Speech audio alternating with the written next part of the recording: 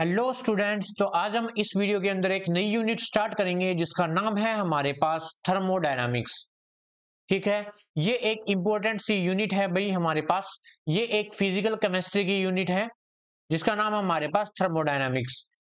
तो ये इसकी पहली वीडियो होगी, तो इसके अंदर देख लेते हैं। आज हम इस वीडियो के अंदर केवल इंट्रोडक्शन देखेंगे कि थर्मोडायनामिक्स होती क्या है, इसके अंदर थर्मोडायनामिक्स सिस्टम्स क्या होते हैं, और जो थर्मोडायनामिक्स है उसके स्कोप क्या होते हैं और उसकी लिमिटेशन क्या होती है। ठीक है, तो सबसे पहले हम देख लेते हैं कि थर्मोडायनामिक्स होती क्या है। देखो भाई, जैसा कि नाम है थर्मो, ये दो वर्ड से मिलकर बना हुआ है, एक तो थर्मो और दूसरा हमारे पास है डायनामिक्स। थर्मो का मतलब होता है हमारे पास हीट, और डायनामिक्स का मतलब आप सब समझते ही है, मोशन, यानी कि हीट इन मोशन। कहने का मतलब इस यूनिट के अंदर हम डिफरेंट टाइप ऑफ एनर्जीज के बारे में पढ़ने वाले हैं। क्या पढ़ने वाले हैं बोलो? इस यूनिट के अंदर हम डिफरेंट टाइप ऑफ एनर्जीज पढ़ने वाले हैं। वो एनर्जीज हीट की फॉर्म में भी हो सकती है, क्योंकि हीट भी एक एनर्जी की फॉर्म होती है। तो हीट इन मोशन यानी कि एक एनर्जी दूसरी एनर्जी के अंदर कैसे कन्वर्ट होती है, यानी एक एनर्जी दूसरी एनर्जी के अंदर कैसे कन्वर्ट हो जाती है। ठीक है, ये हम पढ़ेंगे, यानी एनर्जीज का इंटर कन्वर्जन। ये पढ़ने वाले हैं थर्मोडायनेमिक्स यूनिट के अंदर। आपको पता चल गया होगा कि इस यूनिट के अंदर हम क्या डील करने वाले हैं। ठीक है, बेसिकली हम एनर्जीज के बारे में पढ़ने वाले हैं, एनर्जी के मोशन के बारे में पढ़ने वाले हैं। ठीक है, तो डेफिनेशन देख लेते हैं। It is the branch of wonderful and beautiful chemistry which deal with the studies of different type of energies and their interconversion। ये एक हमारे पास एक केमिस्ट्री की ब्रांच है। बेसिकली ये फिजिकल केमिस्ट्री की ब्रांच है जिसके अंदर हम डिफरेंट टाइप ऑफ एनर्जीज के बारे में पढ़ते हैं और उनके इंटरकन्वर्जन के बारे में पढ़ते हैं। समझ में आया बोलो? अब हमारे पास कुछ थर्मोडायनेमिक्स टर्म आती है। सबसे पहली टर्म है हमारे पास सिस्टम। देख लेते हैं भाई सिस्टम क्या होता है। देखो भाई, इस यूनिवर्स के अंदर हर पार्ट किससे मिलकर बना हुआ है? पार्टिकल से मिलकर बना हुआ है। ठीक है, बेसिकली हम एक पूरे स्पेस के अंदर रहते हैं, उसको हम क्या बोलते हैं बताओ? यूनिवर्स बोला जाता है।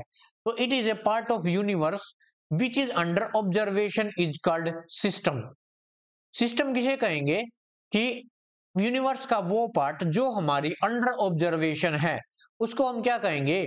बोलो क्या कहेंगे? सिस्टम बोलेंगे। फॉर एग्जाम्पल जैसे ये है, जैसे आपको ये स्क्रीन पर देख पा रहे हैं, ये डायग्राम देख पा रहे हैं, ये हमारे पास एक फ्लास्क है और फ्लास्क के अंदर कोई आपको सोल्यूशन दिख रहा है, ये स्काई कलर का। ठीक है, ये हमारे पास सिस्टम है। कहने का मतलब इसे हम अपने अकॉर्डिंग चेंज कर सकते हैं। जैसे अगर हम इसको हीट करेंगे, अगर हम इसको हीट करेंगे तो ये किसके अंदर कन्वर्ट हो जाएगा बोलो?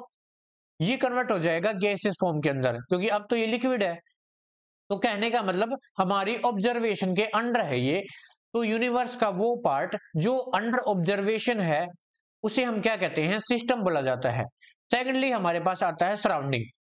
सिस्टम को छोड़कर जो दूसरे पार्ट रह गए यूनिवर्स के, उसको हम क्या बोलते हैं? सराउंडिंग बोला जाता है। Remain system other part of the universe is called surrounding. ठीक है, देखो भाई, फ्लास्क के अंदर ये लिक्विड है, इसको छोड़कर बाकी जो ग्लास का बॉक्स है, इस सभी को हम क्या कहेंगे? क्या कहेंगे? सराउंडिंग कहेंगे। जो हमारी अंडर ऑब्जर्वेशन नहीं है, वहां पर अपने आप चेंजेस होते रहते हैं, जैसे हमारा एनवायरमेंट है। ठीक है, उसके बाद यूनिवर्स क्या होता है? सिस्टम और सराउंडिंग को मिलकर, दोनों को अगर हम मिला दे तो दोनों को मिलकर क्या बनेगा? हमारे पास यूनिवर्स बनेगा। तो system plus surrounding is called universe, जैसा कि आप स्क्रीन पर देख पा रहे हैं। ठीक है, बोलो भाई, ये जो थर्मोडायनेमिक्स टर्म्स है आपको समझ में आई अच्छे से? चलिए आगे बढ़ते हैं। नेक्स्ट अब हमारे पास है कुछ थर्मोडायनेमिक सिस्टम है हमारे पास। देखो, सबसे पहला हमारे पास ओपन सिस्टम।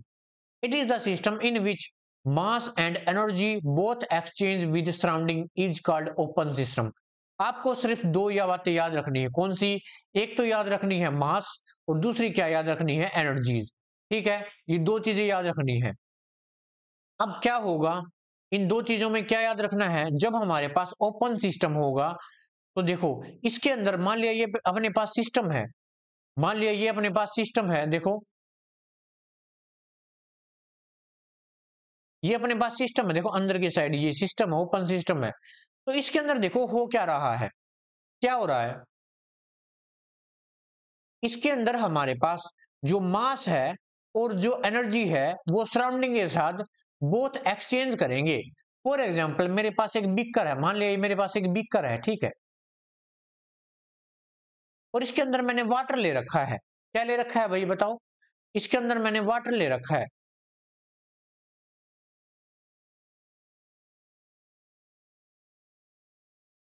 और मैं नीचे से क्या कर रहा हूं, इसको हीट कर रहा हूं। नीचे से मैंने क्या कर दिया, हीट कर दिया इसको। अब क्या होगा, ध्यान से सुनना, और ये जो बीकर है वो ऊपर से खुला है, तो क्या होगा बताओ, जैसे जैसे पानी गर्म होता जाएगा वैसे वैसे वो भाप बनकर यानी वेपर के अंदर कन्वर्ट होकर हमारे जो सराउंडिंग है उसके अंदर चला जाएगा, ठीक है। और जैसे जैसे वेपर बनकर हमारा वाटर है सराउंडिंग के अंदर जाएगा, तो यहाँ से हमारा जो लिक्विड वेपर्स है यानी लिक्विड वाटर है वो खत्म होता जाएगा। कहने का मतलब क्या, कहने का मतलब ये है कि हमारे जो मास है और एनर्जी है वो दोनों ही एक्सचेंज कर रहे हैं सराउंडिंग के साथ, ठीक है। तो उसको हम क्या कहते हैं, ओपन सिस्टम कहते हैं। ऐसा सिस्टम जिसके अंदर मास और एनर्जी दोनों एक्सचेंज करें सराउंडिंग के साथ, उसको हम क्या बोलेंगे, बोलो क्या बोलेंगे, ओपन सिस्टम बोलेंगे। समझ में आया। नेक्स्ट करते हैं। नेक्स्ट हमारे पास क्लोज सिस्टम। क्लोज सिस्टम के अंदर क्या करेंगे, इसके अंदर ओनली ओनली एनर्जी एक्सचेंज, इसके अंदर केवल एनर्जी एक्सचेंज होगी, मास एक्सचेंज नहीं होगा। देखो भाई यहां पर ये मेरे पास मास है, ये मेरे पास एनर्जी है।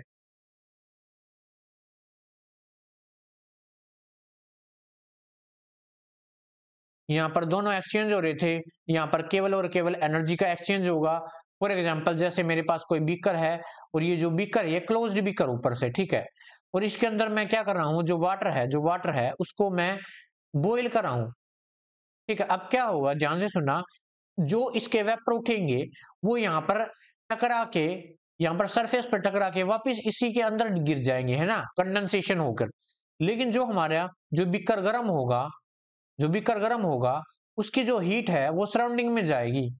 कहने का मतलब जो एनर्जी है वो हीट की फॉर्म में सराउंडिंग के अंदर जा रही है, लेकिन जो हमारा मास है वो तो सेम रहा ना।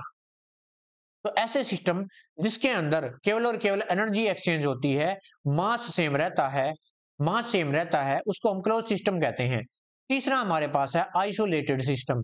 इसके अंदर जो एनर्जी है और जो हमारे पास मास है वो दोनों ही क्या क्या, क्या रहते हैं, दोनों एक्सचेंज नहीं होते। फॉर एग्जाम्पल कैंपर, ठीक है।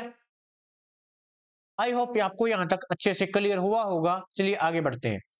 नेक्स्ट है हमारे पास स्कोप ऑफ थर्मोडायनेमिक्स। थर्मोडायनामिक्स के क्या स्कोप है,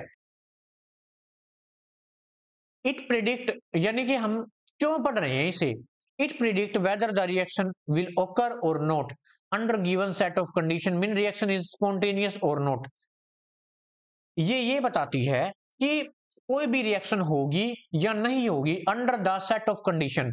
मान लिया मैंने कुछ कंडीशन क्रिएट की, टेम्परेचर की, प्रेशर की और वॉल्यूम की, इस गिवन सेट ऑफ कंडीशन पर मेरी रिएक्शन होगी या नहीं होगी, वो कौन बताता है, वो हमें थर्मोडायनेमिक्स बताती है, ठीक है। वो आगे देखेंगे कि कैसे बताएगी। Provide explanation for macroscopic particle of matter, ये केवल और केवल जो हमारे पास किसी भी मैटर के जो मैक्रोस्कोपिक पार्टिकल है यानी बड़े पार्टिकल है बल्क लेवल पर, केवल और केवल उनके साथ डील करती है, ना कि माइक्रोस्कोप लेवल पर, ठीक है। नेक्स्ट हम लिमिटेशन देख लेते हैं थर्मोडायनेमिक्स की। तो थर्मोडायनेमिक्स पहली लिमिटेशन तो यही है कि ये हमेशा मैक्रोस्कोपिक चीजों के साथ डील करती है, केवल लार्ज क्वांटिटी के अंदर। वो माइक्रोस्कोपिक पार्टिकल के बारे में डील नहीं करती जो कि क्वांटम लेवल पर प्रेजेंट है, जिन्हें हम अपनी नेकेड आई से नहीं देख सकते, ठीक है, उनके साथ डील नहीं करती। और ये किसी भी मैटर का जो इंटरनल स्ट्रक्चर होता है उनके बारे में डील नहीं करती है, ये केवल आउटर स्ट्रक्चर को ही देखती है। ये किसी भी रिएक्शन को ये बताती है कि ये रिएक्शन होगी या नहीं होगी। मान लिया मेरे पास जो ए है और बी है, इन दोनों ने मिलाकर क्या बनाया, ए बी बनाया। ये सिर्फ थर्मोडायनेमिक्स सिर्फ क्या बताएगी, ये रिएक्शन होगी या नहीं होगी। अब इस रिएक्शन का मैकेनिज्म क्या है, ये रिएक्शन होने के अंदर कौन सा पाथ फ्लो हुआ ये नहीं बताएगी, सिर्फ ये बताएगी इनिशियल स्टेट और फाइनल स्टेट, यानी ये रिएक्शन होगी या नहीं होगी। ये रिएक्शन होने के अंदर कौन सा पाथ फ्लो हुआ ये नहीं बताएगी। इसके लिए हम एक सेपरेट यूनिट पढ़ते हैं जो कि आप +2 के अंदर पढ़ेंगे, उसका नाम है हमारे पास केमिकल काइनेटिक्स, जो कि हमें रिएक्शन के मैकेनिज्म को बताएगी। ठीक है, तो आज की इस वीडियो के अंदर हम इतना ही करेंगे। ये जनरल बेसिक इंट्रोडक्शन था थर्मोडायनेमिक्स यूनिट का। तो बाकी के जो पार्ट्स है, नेक्स्ट पार्ट है वो नेक्स्ट वीडियो के अंदर करेंगे। तब तक के लिए थैंक यू।